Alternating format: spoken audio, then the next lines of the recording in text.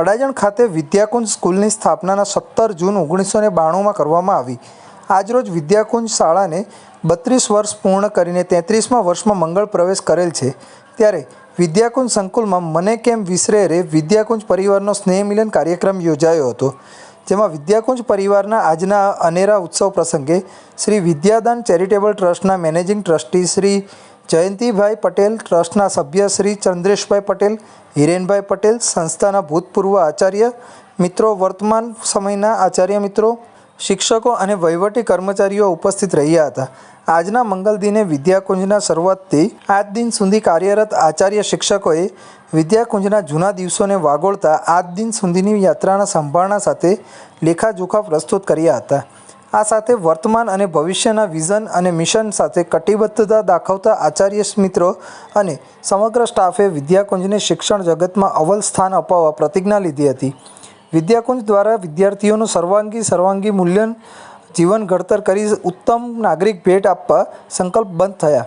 સંકુલ નિયામક મહેશભાઈ પટેલે પોતાના પ્રાસંગિક ઉદ્બોધનમાં શિક્ષકોને અને આચાર્ય મિત્રોને વિદ્યાકુંજની આન બાન અને શાન જળવાઈ રહે તે માટે દરેક કર્મચારી પોતાની જવાબદારી સ્વીકારે અને તેને સફળતાપૂર્વક આગળ લઈ જવા સતત પ્રયત્નશીલ રહે, વિદ્યાકુંજ પરિવારની એકતા કાયમ જળવાઈ રહે, વાલીઓનો વિશ્વાસ ફલિત થાય અને નક્કી કરેલ વિઝનને મિશન સુધી પહોંચાડવા ભગીરથ પ્રયત્ન કરતા રહીએ એવી અપીલ કરી હતી।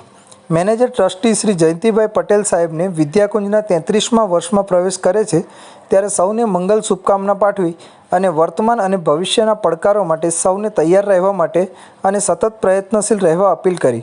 વિદ્યાકુંજના આજના મહિમાવંતને દિવસને સમગ્ર સ્ટાફે ખૂબ આનંદમય રીતે ઉજવ્યો। સાથે સાથે વિદ્યાકુંજની આ યાત્રાને વધુ ઓજસ્વીતાથી આગળ વધારવાનો સંકલ્પ જાહેર કરી ટ્રસ્ટી મંડળને વચન આપ્યું। આજે 17 જૂન વિદ્યાકુંજ સ્કૂલનો સ્થાપના દિવસ।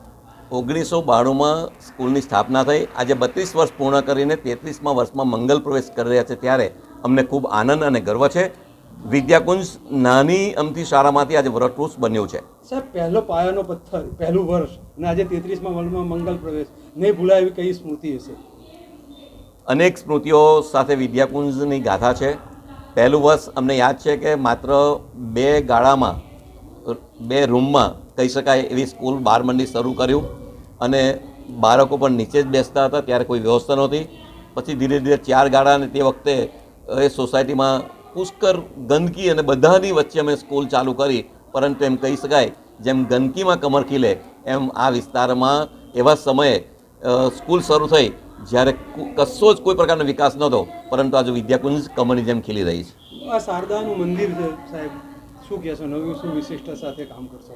વિદ્યાકુંજની એક અલગ વિશેષતા છે કે અમારે માનવનું નિર્માણ કરીને આ સમાજ અને રાષ્ટ્રને એવા આદર્શ મનુષ્યની, આદર્શ નાગરિકની ભેટ આપી છે અને એના પર અમે કામ કરીએ છીએ। માત્ર શૈક્ષણિક જ વિકાસ નહીં, પરંતુ એનો સંવેદનાત્મક વિકાસ, એનો સામાજિક વિકાસ, એનો ચારિત્રિક વિકાસ કરી અને વિદ્યાકુંજ ઉત્તમ નાગરિકની ભેટ સમાજને, પોતાના પરિવારને અને દેશને આપશે। સર, છેલ્લો પ્રશ્ન, પરિવારના ટીચરો કઈ રીતે આજે ઉત્સવ મનાવી રહ્યા છે? આજે પરિવારમાં સમગ્ર શિક્ષકો, સમગ્ર અમારા ચોથા વર્ગના કર્મચારીઓ, વહીવટી સ્ટાફ બધાને ખૂબ આનંદ અને ગર્વ છે, કારણ કે વિદ્યાકુંજ છે તો અમે છીએ।